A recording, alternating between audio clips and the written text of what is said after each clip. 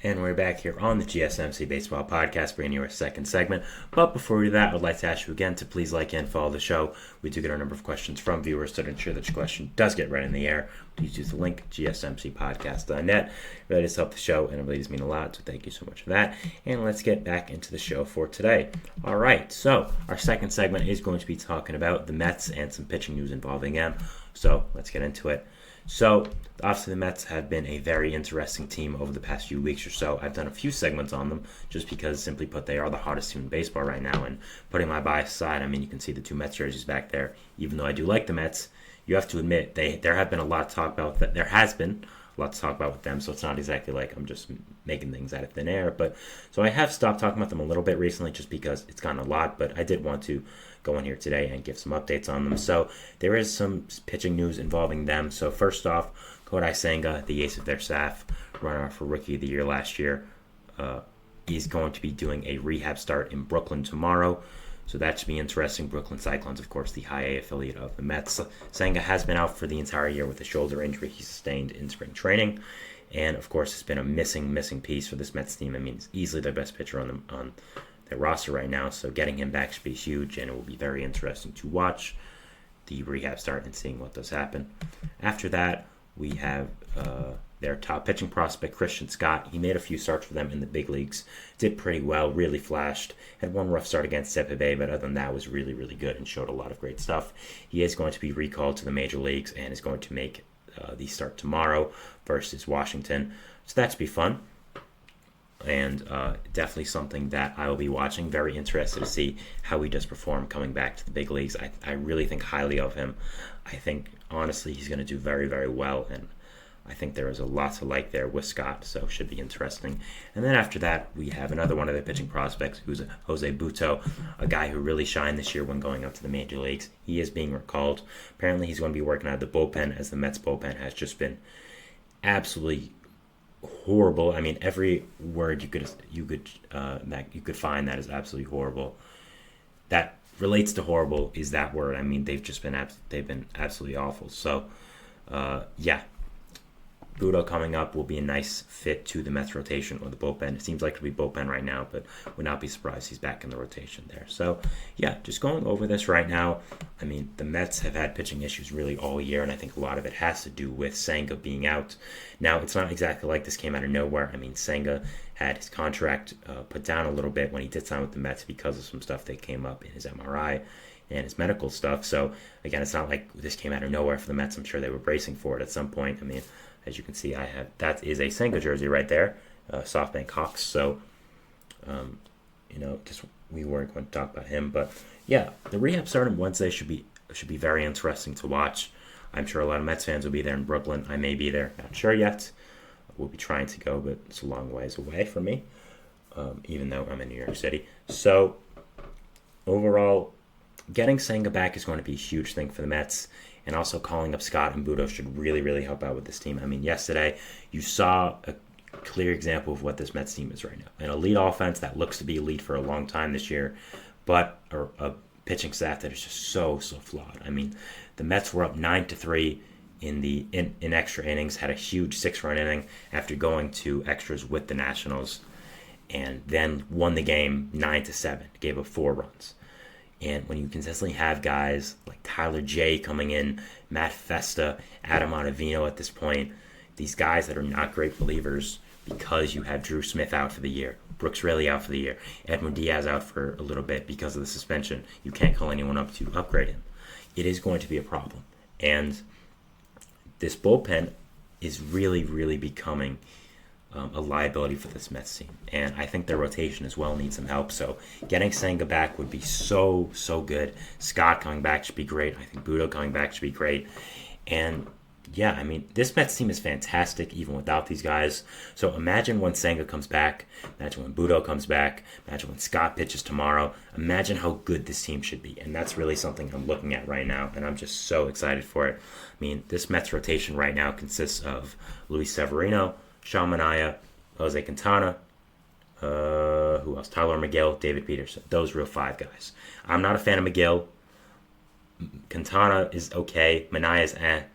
But now you're going to have a rotation at the deadline probably consisting of after the All-Star break, I should say, of Senga, of Scott, of Severino, of Budo, and then you can potentially add a starting pitcher, trade maybe Quintana or Minaya for more depth. I know that's been something Mets officials have floated around.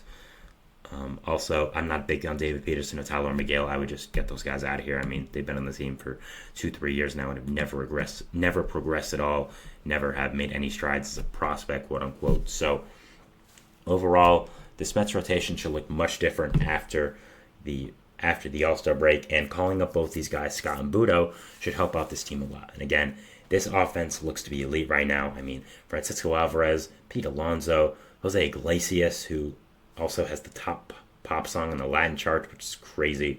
Francisco Lindor, Mark Vientos, Brennan Nimmo, who hopefully should be okay after having a nasty injury in his hotel room. Starling Marte should come back. This Mets offense is elite, and it has been elite for some time now, and I think it'll continue to be really good. Maybe not as good, but still really good. Harrison Bader as well, who I forgot has been playing really well. So overall, this team has been very, very exciting. There's been a lot going right for them, but the problem is their bullpen depth. I mean, it has been really bad. We saw yesterday as a key example. If you weren't watching the game, you want just how bad it was and what happened with the game, go look at the condensed game on OMB YouTube channel. I'm sure it's great there. But yeah, imagine how good this Mets team will be when they get these pitchers back, when they get these elite guys back. And I'm very excited to watch it.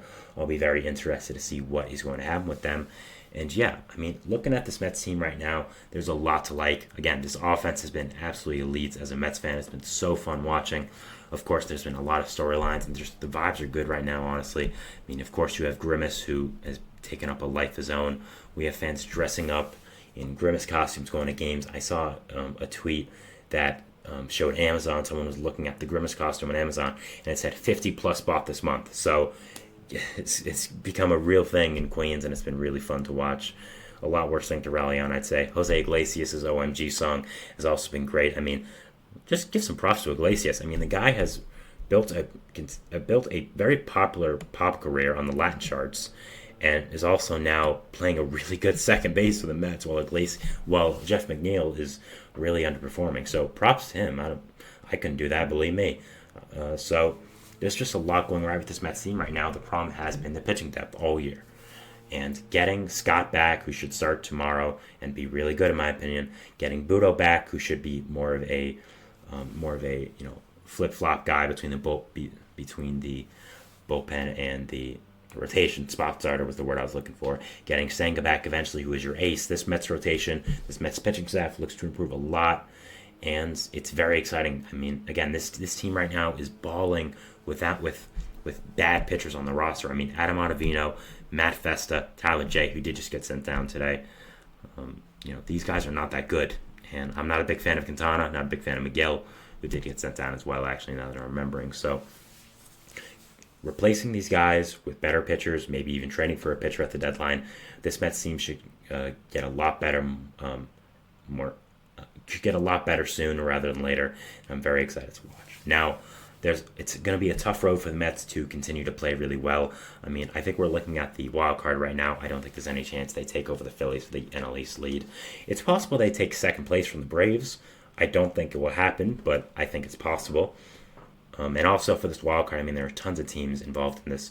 Of course, you know what the top three are going to be. At this point, it's pretty clearly going to be some combination of the Phillies, Brewers, and Dodgers. I don't know who's going to be 1, 2, or 3. I would assume it's going to be Phillies, Dodgers, and then Brewers, but we don't know.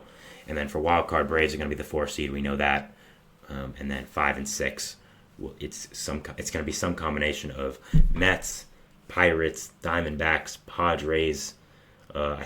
Giants. I don't know if I said them. Reds. Like, there's a ton of teams involved in this. In my opinion, I've said it before, I really think the Mets, Padres, and Diamondbacks are ahead of all these other teams within this group. So it's going to be a dogfight till the end for this wildcard seed, and I think the Mets really have to step up with their pitching. Really have to just consistently lock down games. Getting Diaz back should help with that. And, getting these pitchers back up to the MLB is going to be a really good sign, and I'm very excited to watch them. Very excited to see what is going to end up happening with this Mets team when these guys do come back and how they are going to end up performing. So, just very excited to see this Mets team. A lot of pitching news going on with them, and I am interested to see what is going to happen with them. So, that is it for our second segment here, talking about the Mets and some pitching news involving them. We'll be moving into our third segment, which is going to be talking about Tim Anderson and his DFA by the Miami Marlins. So yeah, we'll be going over that, and we'll be going over just my thoughts on it and stuff in general. So yeah, we'll see you after the break. So thanks, and bye. Looking for your daily fix of sports talk without having to pay for it? GSMC Sports Network is available on YouTube. Just search